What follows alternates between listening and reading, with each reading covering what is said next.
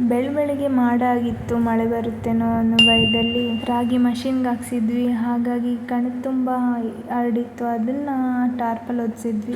ನಮ್ಮ ರೈತರ ಬದುಕು ಇಷ್ಟೇನೆ.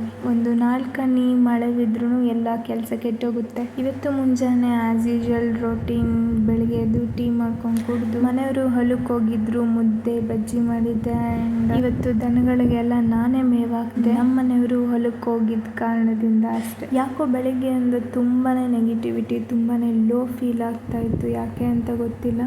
ಹಾಗಾಗಿ ಸ್ವಲ್ಪ ಮುಸುರೆ ತೊಳೆದಿರಲಿಲ್ಲ, ಪಾತ್ರೆಗಳೆಲ್ಲ ಹಾಗೆ ಇದ್ವು. ಪಾತ್ರೆಗಳನ್ನೆಲ್ಲ ತೊಳೆಯೋಕ್ಕೆ ಹಾಕಿ ಸ್ವಲ್ಪ ಮೈಂಡ್ ರಿಫ್ರೆಶ್ ಆಗಲಿಕ್ಕೆ ಸ್ನಾನ ಮಾಡ್ಕೊಂಬರೋಣ, ಫ್ರೆಶ್ ಅಪ್ ಆಗಿ ಬಂದೆ. ಪ್ರೆಗ್ನೆನ್ಸಿಲಿ ಮೂಡ್ ಸ್ವಿಂಗ್ಸ್ ಅನ್ನೋದು ತುಂಬಾ ಕಾಮನ್.